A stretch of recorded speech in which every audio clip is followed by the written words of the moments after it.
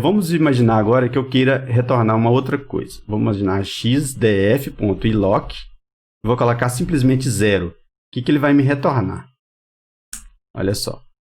Ele me retornou a primeira linha. Só que ele me retornou a primeira linha, então, como uma série. Ele pegou os primeiros elementos aqui da primeira linha, que era marrom, 1,89, 4, 50, e colocou aqui numa série, num vetor para mim. Tá? E veja uma coisa interessante dessa série. O índice da série é o nome das colunas. Agora, se eu quisesse retornar, da mesma forma, quisesse retornar não uma série, mas um data frame, eu ia colocar assim, ó. Eu ia colocar 2 colchetes e colocar o 0 aqui dentro. Aí ele ia entender que isso aqui é um data frame, e agora ele me retorna um data frame, né? Então ele vai retornar uma única linha, que seria o nosso data frame. E se eu quisesse retornar a linha 1 e a coluna, desculpa, a linha 1 e a linha 2, seria assim, ó. Então ele retornou a linha 1 e a linha 2, ó. Index 1, index 2. E se eu quisesse retornar agora a linha que vai de 0 até 10, então você pode digitar o 0, né? Ou então você pode omitir ele vai entender que é 0. Tá? Então ele vai fazer aqui, ó, de 0 até 9, porque é um número a menos até chegar no 10. Agora, se eu quisesse pegar algumas linhas específicas e colunas específicas, eu posso fazer assim, ó, df.iloc. Aí eu vou digitar a linha específica 1 e 2, por exemplo. Eu quero pegar a linha 1 e 2 e abro e fecho o colchete de novo. E quero pegar a coluna 0 e a coluna 1. Então, a coluna 0 é essa aqui e a coluna 1 é essa. E ele vai pegar as linhas 1 e 2. Então, ele vai pegar esse trecho aqui para mim, ó. Vamos executar. E ele pegou esse trecho para mim. Bom, por que eu estou falando tudo isso aqui, né? Porque isso é importante caso a gente queira fazer alguma operação com algum elemento específico do nosso data frame. Agora vamos fazer um outro aqui, ó, df.iloc. Vamos imaginar que eu quero pegar da linha 0 até a 9, vírgula, e quero pegar da coluna, né, 0 até 2. Então a gente pode especificar dessa forma. E aí ele vai pegar do 0 até o 8, né, que é um 9, um número a menos, e 0 e 1. Não vai pegar o 2. Se eu quisesse agora especificar com o nome da coluna. Bom, se você quer especificar com o nome da coluna, aí você não vai usar iloc, você vai usar loc. Tá? Então, com o loc, você vai passar as linhas que você quer, eu vou passar todas as linhas e vou passar o nome da coluna que eu quero, entre colchete. E eu vou colocar aqui vazão. É uma coluna que eu tenho.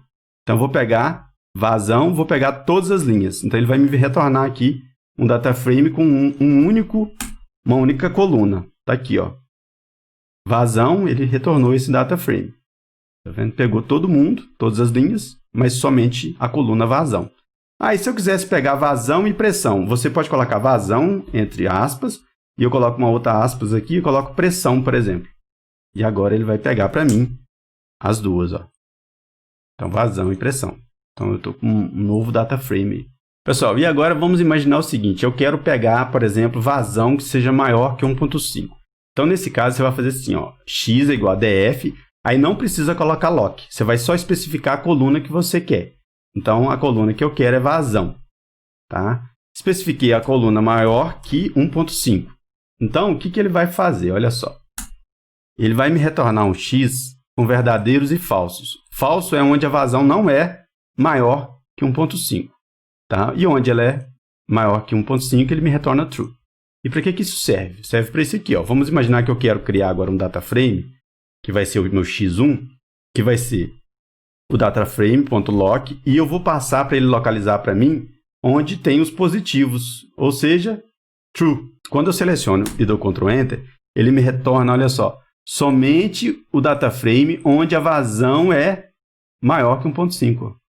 Então, esse dataframe aqui, ó, x1, ele foi filtrado em cima do dataframe que eu tenho. Então, eu peguei o dataframe original, filtrei para quem tinha vazão maior que 1.5, e aqui dentro eu localizei todos que tinha verdadeiro, ou seja, true. E aí ele me retornou somente isso.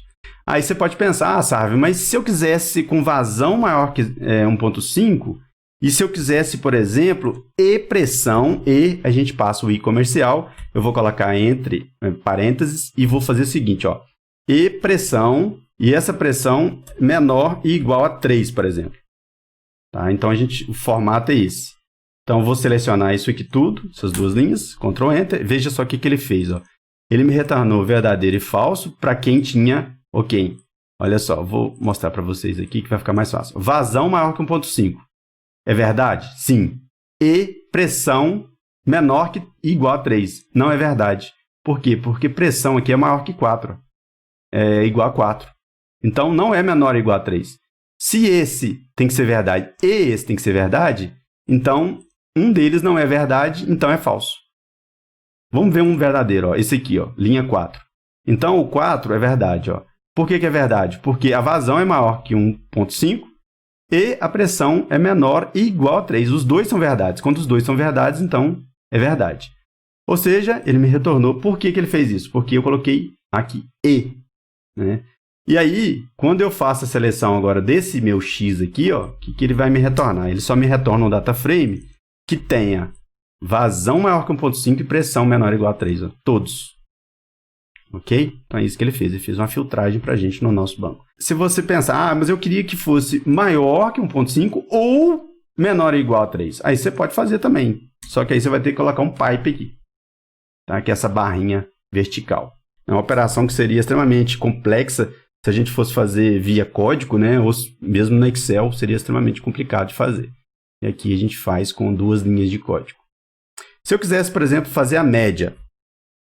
Média de DF, por exemplo, eu quero saber a média de vazão. Então, se eu digito aqui, ó, média, desculpa, aqui não tem um ponto, né? Não é nenhuma função, é somente o parâmetro aqui, tem que fechar. E vou colocar aqui, ó, min, a função min. Aí você dá um Ctrl Enter, pronto, ele me retornou a média. Ah, e se eu quisesse desvio padrão? Então, eu vou copiar isso aqui, ó. Colocar desvio padrão. Criar essa variável de vazão std. Pronto. Tá aí o desvio padrão. Ah, e se eu quisesse o mínimo? É só você fazer aqui, ó. Ou o máximo, né? Você vai colocar aqui, ó. Min, velho. Olha só, gente. Tem uma coisa importante. O min, tá vendo? Ficou colorido aqui, ó. Coloriu de outra cor. Porque min é uma função interna do Python. Então, eu não posso usar uma variável com esse nome. Eu vou colocar aqui min, velho. Aí, eu vou colocar aqui, ó. Min. E ele vai me retornar o mínimo valor. Então, está aqui o mínimo. Mínimo valor 0,56. Ok? Então, assim, nós podemos fazer várias coisas aí. Além disso, né, além dessas funções, tem uma infinidade de coisa ainda. Né? Você pode, inclusive, plotar um gráfico. Por exemplo, vamos imaginar que eu quero plotar o gráfico de... É um gráfico bem simples, né? Mas você pode fazer. Ó. Vamos imaginar que eu quero plotar o gráfico de histograma do coeficiente de variação. Então, você vai digitar df, colocar o nome aqui da coluna, ponto, ist. E aí ele fez o gráfico para a gente. Posso colocar também plot. Né? Ele vai fazer para a gente o gráfico. Então tá aí. Ok, pessoal? Então é isso. Então a gente fica por aqui. Um abraço a todos.